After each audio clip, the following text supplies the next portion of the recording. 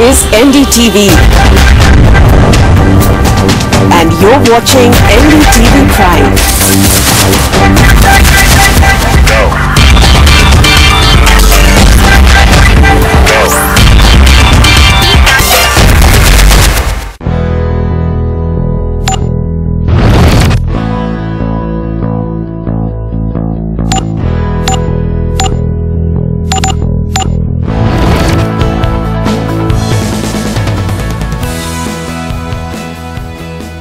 By 2020, which is in just another 3 years from now, India will be the youngest country in the world. The average age, in fact, in the country will be 29 years, 64% of the population in the working class group. And of course, as more and more youngsters of millennials, they are known, join the workforce, we ask if they're changing work culture in India as we know it. What can we expect in the years, if not decades ahead? Well, joining me a very special panel, Rohit Vora, Director Talent Acquisitions at IBM, of course a global technology company, Anish Sarkar, India Country Lead at Mercer, a global consulting leader in talent and health along with investments, is with us, as is Professor PVM Rao in Delhi, Professor at IIT Delhi. Let's just get started right away. Rohit, thanks of course for waiting so patiently. I know that we've made you wait for a bit, but I'll start right away. You know, with these vast numbers of young Indians joining the workforce, what is the biggest impact that you're seeing on India's work culture? So, India's work culture is rapidly transforming. I think technology companies are leading the way, whether they're in the e-commerce space or the core tech space, right? And we are the largest recipients of the millennials, which you can call them the first digital natives. However, I think there is a myth about their expectations. I think their expectations are not very different from the older generations, right? And they want a job where they can come perform, they can be themselves, they get regular feedbacks, they get upskilling, and the organizations help them to make them succeed. And the older generation expectations were similar, but there are a few fundamental changes, right? The fundamental changes from a millennial standpoint, they are focused on the outcome, right? They want their leaders to give them goals, targets, and allow them to achieve in their way, and which nurture and nourish from a creativity standpoint. So not just limited to how they work in their approach, but a larger impact on how companies work, how people from earlier generations sort of also react to them. That's interesting. And one of the interesting points, Anish, that Rohit there made was, their expectations still pretty much the same. The average age, say, in NDTV is also falling very rapidly. I think that's true of most of our big companies. But, the point that Rohit made, that the expectations are the same. And what really is that approach, you think? I mean, is there sort of a hunger? Is it the same hunger that, say, previous generations had? Are they willing to put themselves out there more? And most importantly, Anish, do you believe that they're more risk takers? Their appetite for risk is now perhaps greater than there ever was? Thank you, Natasha. Let me just address the first question. I just wanted to add to what Rohit said. I think while the basket of factors that, keeps an employee attached or wanting to continue or stay on or join an organization is the same across generations.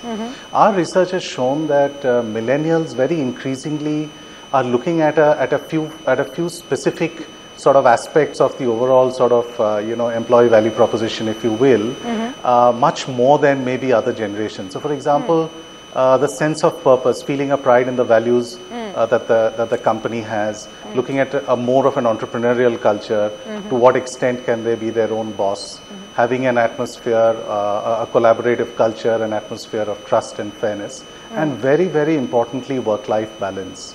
I think more and more people are willing to give up higher salaries, maybe give up higher positions for a better work-life balance. So that's what we're seeing in millennials, for sure. Okay.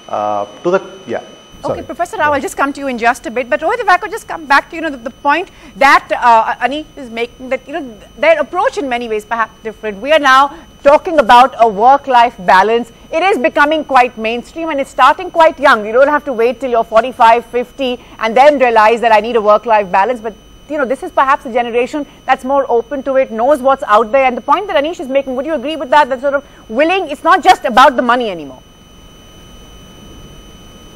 Yeah, it's not about the money, of course. I think money is a necessity in any environment, but at the same time, it's not only about the money. Work-life balance is crucial. People have hobbies. There is a culture of now I want to go to the gym, I want to exercise, right? I think the earlier generation, it was all work, work, work. And I think people realize that, you know, healthier bodies and healthier minds and the creativity is better, the outcomes are better, the output is better, it's better quality, right? So the whole harmony, I think people realize that and in the younger generations between the body and the mind. And perhaps that's why, Professor Rao, that we are seeing, you know, surveys like we've seen this Rand and Work Monitor survey, which says that 83% of the Indian workforce says that they would love to be entrepreneurs. Many of them from institutions like yours, of course, the IITs. And again, coming back to the fact that individuals willing to take risks, not just about the money, but putting themselves out there, and perhaps large numbers of them wanting to make real change as well. Yeah, that's true. I think when we look at the present generation of students, and if we look at the entrepreneurial graph, it's like exponentially rising. I think there are a number of parameters now to say why it's happening. We see that at IIT Delhi and other IITs, and it's even happening at other institutes, including tier 2 and tier 3 cities. So I think probably, as it was said, that the present generation of students are more risk-taking. That's one thing. And another thing is they also have a role models now. Right, absolutely. And third is many of the institutes like IITs have established themselves as a brand, and that gives some kind of a security. Even in case if you fail in your entrepreneurial ventures, you always have this brand to sail on. Absolutely. So there are a number of, and I think also when we look at a lot of the government ecosystem, it's also like very pro-millennials. And I think all these things probably we recognize we are a young country. Yeah, and exactly. Sort of we need to sort of take them along and have our policies on them. Well, I'm also told that I'm now joined by Hari Krishna Reddy. He's the CEO and founder of Param AI, an artificial intelligence platform for recruiters. If you could just come in on the point that Professor Rao was just making, you know, the point that there seems to have been a mind shift, a change. You know, we were talking about turning entrepreneur, we're also putting failure on the table. Failure is no longer a bad word. Perhaps one generation ago, you know, if you got pink slip, you couldn't talk about it, you hid it, you were not comfortable with it. But now companies start, they fold up, people move on, and it's not really held against them. In fact, very often, you know, we've had top founders who've told us that failure is a good thing because it teaches them, you know, all that they ought to do and more importantly, not do. You are right. So I was following the conversation. The landscape has changed now. There are people who are ready to take the risk. People doesn't have fear of failure. Not only the new generation, the generation who has spent about 10 to 12 years in the corporate career. Now they are looking at the entrepreneurship as a different career altogether, right? So I think the overall, if you look at the market, the people have really ready to experiment, move out of comfort zone, and they are not worried about a failure. The only thing is they need to fail fast because they need to learn fast and then rebuild their career kind of thing. But yes, so people inclination towards entrepreneurship is absolutely growing, and it's a really good sign. And that's one sign of how the approach that millennials have. From a country's perspective and startup ecosystem. Okay. Anish, you wanted to add to that? Yeah, absolutely. I mean, I would go a step further. I think failure is a badge of honor on an entrepreneur's resume. I think more and more people want to know what you've learned from your failures, and people who never failed, I think, seem too good to be true. But I just wanted to bring in another point here on the point on risk taking. I think in addition to a lot of people wanting to be entrepreneurs or joining startups, I think the gig economy, as they call it, which is already fairly strong and rising in the US and other mature economies, is really, in our experience and research, picking up in India as well. I think more and more people are happy to freelance or do work on a temporary or a part-time basis or on a project basis, because it gives them the balance they need. And you know, in the early days, we'd all be worried if you did have a full-time job. Absolutely. But I think people are more confident now, and they feel doing things part-time or on a project basis gives them that much more flexibility in their lives. There are just so many options there on the table. If I could just go back to you, Rohit, very quickly, why do you believe sort of that is happening? You know, the fact that suddenly failure is sort of more accepted. I remember a couple of years ago being told that startup founders, you know, had trouble getting married because most people didn't want to marry their girls, especially off to founders, you know, saying that you have no job security. Where are you going to go? You're going to end up as failure. But there seems to have been a mind shift across generations. Isn't that true?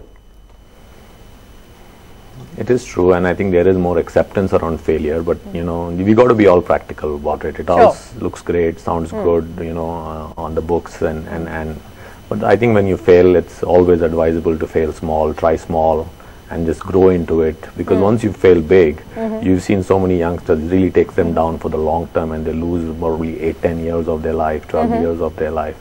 So I would just, you know, say fair enough, take baby steps, fail small, you know, and then because once you because it's a big jolt on an individual's life, and like I said, it's all about the individual. If you've lost you know, time between your 21, 22 to 35 just trying to recover from a big failure, it can really bog you down. So you got to be practical about it. Absolutely. So you know, I take the point that you're making. It's okay to accept it, but perhaps not romanticize it in the way that it often is, and you know, the kind of blogs that we read, we sort of. Fair enough. You know, the cynics could argue, Professor Rao, that, you know, while we talk about millennials and we talk about the changing work culture, we're talking about a tiny percentage of India, basically those who have these opportunities, whichever part of the country they may be from, but opportunities only in India's big cities, not in large parts of the country. Is that fair? Yeah, I think that's largely true, but I think the scene is changing very fast. When we look at particularly now the tier 2 and tier 3 cities are fast catching up, and particularly the students who graduate from these institutes, they're also finding opportunities in their own hometowns and trying to do startup, and even for example the social innovation is social entrepreneurship is catching very fast, where that's heartening. Yeah, we have cases where students who came from very modest backgrounds and from rural areas going back to their own places and trying to see how to address their own local problems. That was, of course, it's still pretty small. Sure. For a country, the beginning is big. for a country like India, but I think we have a huge potential, provided if we take right steps, and I think there's a lot which can happen. Okay. Anish, would you agree? The constant criticism, of course, is that, you know, we are leaving large parts of the country behind. I mean, just look at it when we talk about jobs and what the job scenario is in the country, the kind of protests that we've been seeing from different groups, the Marathas that we've seen in Mumbai, or the Jats that we've seen in Haryana out there on the streets, and it all sort of at the end of the day comes down to jobs, and they sort of seem to be a large young population that's always involved in these protests, again, and coming down to jobs. And then the big question is that when we talk about millennials, again, are we leaving a large part of India behind, those who are out on the streets looking for these jobs? What would you say, Anish? In India, I mean, there's too much of concentration of, you know, the formal economy in the, you know, top 10 or 12 or 15 large cities. I think, yes, it is a reality. There are millions of young people, millennials out there with probably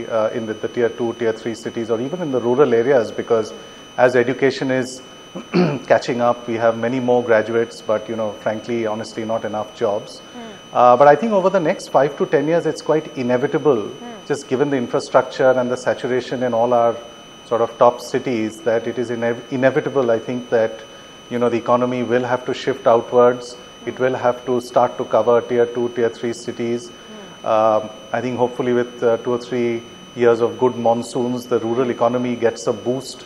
There's better income, there's more prosperity. So I think it's inevitable that it has to start to flow there. But yes, at the moment, there's still too much of a concentration in the large cities. And I think this is where we need to take a leaf out of the book of China, because, you know, China has very successfully created probably, you know, 200 cities which have, you know, a populations of a few million and more, which are, were pretty you much know, close to being as similar. prosperous as the really big ones. Absolutely. Are we any close to getting there? That's still the big question. But Hari Krishna Reddy, if I could just get you in at this point, the other side of the challenge really when we look at workforce with millennials is we have this young population that's passing out of our top institutions. But every year we're looking at surveys and some pretty frightening statistics which say that large numbers of them are unemployable for a whole host of reasons, not the right skills, or even language can be a big concern. How do you see sort of this in conjunction with the fact that there are so many of them hungry for the best opportunities and the best opportunities, like I said? So, right, if you look at the companies the way they used to recruit, the companies the way they are recruiting now, right, it's they are looking for more of the people who are very fungible, very flexible, and people easily coachable, and adaptation towards learning new technologies, pick up things fast and all, right. So if you look at from an education system perspective, there are not many colleges or an education system who actually have not gone beyond the traditional way of teaching or coaching and educating their students to really pick up the new technologies and all. So I think the research capability, learning about new technologies, getting up to the speed about the market is still not evolved. That's the reason there is a lot of tier 2, tier 3 college students are struggling to figure out a job. But I think the landscape here also is changing. So now if you look at the tier 2 cities like Indore, if you look at Cochin, Trivandrum, Warangal, so there the startup ecosystems are expanding. So Indore has a very good successful startups, right? And even in the startup environment, earlier about a year back or 2 years back, only IITs and IIMs, these co-founders used to get funding. But eventually now if I see the startup ecosystem, people from tier 2, tier 3 colleges, tier 2, tier 3 startups, cities, they're also getting heavily funded. They are growing fast. Yeah. That's good to know. That's good to know. Professor, that was the point that you were making, that it's not just, of course, elite institutions, but the fact is also that, in focus has been our, what some say is abysmal spending on education, and how that, will really let a country down. And like I said, we want our young today, want the best that's out there, be it education, but access is a huge challenge. Yeah, that's true. I think if you look at the access to higher education itself, is the number of people who are opting is pretty small compared to many of the cities. But I think one of the points which was made was very right. Added to that, I think the changes in curricula is a very, very important, particularly if you want to look at success of millennials in futures. There is still traditionally, if you look at, except a few handful of the institutes, in most of the institutions, the education is still lectures and examination, whereas students are more hungry for team-based learning, social learning, lifelong learning. Like the world is now moving to that. So and knowledge is freely available. So like at one time, like professors' notes used to be the most valuable thing in the world, but that's not anymore. And it's easily available. But they want to connect with any opportunity with the real world, any experiences which can connect them with the real world. That's still not happening in a big way.